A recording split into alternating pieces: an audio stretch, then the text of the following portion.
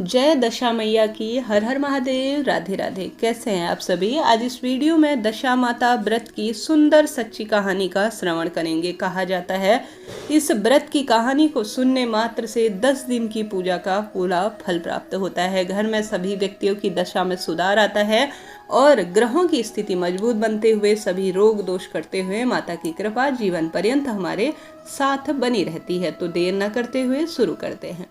एक राजा था, उसकी 2 रानियां थी। बड़ी रानी के संतान नहीं थी, छोटी रानी के पुत्र था। राजा छोटी रानी और राजकुमार को बहुत प्यार करता था। बड़ी रानी छोटी रानी से ईर्ष्या करने लगी। बड़ी रानी राजकुमार के प्राण लेना चाहती थी। एक दिन राजकुमार खेलता खेलता बड़ी रानी के चौक में चला गया, अर्थात उसके कमरे में चला गया। बड़ी रानी ने राजकुमार के गले में एक काला सांप डाल दिया। छोटी रानी दशा माता का व्रत करती थी। राजकुमार दशा माता का ही दिया हुआ माना जाता था। दशा माता की कृपा से राजकुमार के गले में सांप बिना नुकसान पहुंचाए चला गया। दूसरे दिन बड़ी रानी ने लड्डुओं में जहर मिला दिया। एक राजकुमार को खाने के लिए दिया। राजकुमार जैसे ही लड्डू खाने लगा तो दशा माता एक दासी का रूप धारण करके आ गई और राजकुमार के हाथ से लड्डू छीन लिया। बड़ी रानी का यह वार भी खाली चला गया। रानी को बड़ी चिंता हुई कि किसी भी तरह से राजकुमार को मारना है। तीसरे दिन जब राजकुमार बड़ी रानी के आंगन में खेल रहा था, तब वह उसे पकड़कर गहरे कुएं में धकेल दी। चूंकि कुआं बड़ी रानी के आंगन में था, इसलिए किसी को पता नहीं चला राजकुमार कहाँ गया। लेकिन जैसे ही बड़ी राजकुमारी ने को कुएं में धकेला राजकुमार को, तो दशा माता ने उसे बीच में ही रोक लिया। दोपहर हो जाने पर राजकुमार के न लौटने पर राजा वह छोटी रानी को चिंता सताने लगी। दशा माता को भी इस बात पर चिंता हुई, राजकुमार को उसके माता पिता के पास किस प्रकार से पहुंचाया जाए। राजकुमार को तलाश करने वाले कर्मचारी निराश होकर बैठ गए। राजा वह छोटी रानी पुत्र शोक में रोने लगे। तब दशा माता ने भिखारी का रूप धारण किया और राजकुमार को गले से लगाकर राजद्वार में पहुंचा दिया। यह राजकुमार को एक वस्त्र के बिछावे में छिपाए हुए भिक्षा मांगने लगी। सिपाहियों ने उसे धुतकार कर कहा, तुझे भिक्षा की पड़ी है और यहाँ हमारा राजकुमार खो गया है।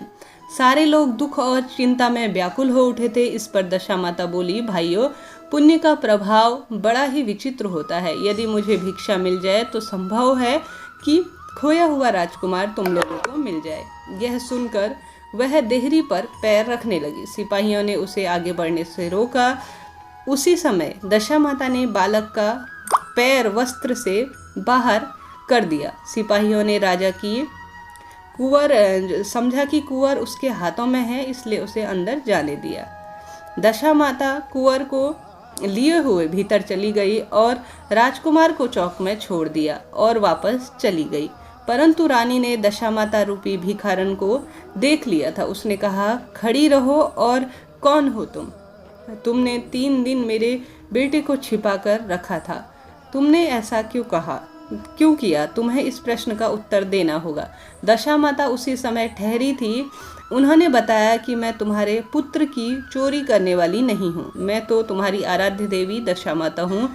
मैं तुम्हें सचेत करने आई हूँ कि बड़ी रानी तुमसे ईर्ष्या करती है। वह तुम्हारे पुत्र के प्राण लेना चाहती है। एक बार उसने तुम्हारे पुत्र के गले में काला सांप डाला था, जिसे मैंने भगाया, और दूसरी बार उसने इसे विष के रूप में लड्डू खाने को दिया, जिसे जो है मैंने बचाया। उसके हाथों से लड्डू छीन लिया। इस बार उसने तुम्हारे राजकुमार को अपने आंगन के कुएं में ढकेल दिया था और मैंने इस बार भी बीच में ही इस बालक को रोक लिया। इस समय मैं भिखारिन के रूप में तुम्हें सचेत करने आई हूँ। यह सुनकर छोटी रानी दशा माता के पैर में गिर गई और रोने लगी। छोटी रानी विनती भाव से बोली, जैसी कृपा आपने मुझ पर दर्शन देके की है, मैं चाहती हूँ आप सदैव इस महल में निवास करें। मुझसे जो सेवा पूजा आपकी हो पाएगी मैं करने का प्रयास करूँगी। इस पर दशा माता बोली कि मैं किसी के घर में नहीं रहती। जो श्रद्धा भावना से मेरा ध्यान, स्मरण, पूजा इत्यादि करता है, मैं उसके हृदय में निवास करती हूँ। मैंने तुम्हें साक्षात दर्शन दिए हैं, इसलिए तुम सुहागिनों को बुलाकर उन्हें यथाविधि आदर सत्कार के साथ भोजन कराओ और नगर में ढिढोरा पिटवा दो कि सभी लोग मेरा डोरा लें और दशमी के दिन चैत्र माह की मेरा व्रत करें।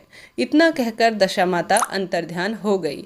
रानी ने अपने राज्य में सौभाग्यवती स्त्रियों को निमंत्रण देकर बुलाया और उन्हें उपटन लेकर शिरोमणि श्रृंगार कर उनकी यथाशक्ति दान इत्यादि किया और भोजन इत्यादि करवाया और उन्हें सेवा भावना से विदा किया और दक्षिणा में गहने इत्यादि देकर उनसे आशीर्वाद लिया। रानी ने अपने राज्य में ढिढोरा पिटवा दिया कि अब से सभी जन जो है दशा माता का व्रत करेंगे और डोरा खोलेंगे। इस व्रत के प्रताप से जीवन के सभी कार्य बनते हैं और संतान और पति बच्चों की पूरे परिवार की जो भी दशाएं हैं वह सुधरती हैं और दशा माता उसकी हमेशा रक्षा करती हैं। तो इस तरह से यह सुंदर सी कहानी थी जो मैंने आप सभी को सुनाने का प्रयास किया। आपके लिए यह कहानी सुनने में रोचक रही हो। दशा माता आपके जीवन में वास करे और सभी कष्टों का निवारण करे, इसी प्रार्थना के साथ चैनल को लाइक शेयर और सब्सक्राइब जरूर करें। जय माता दी।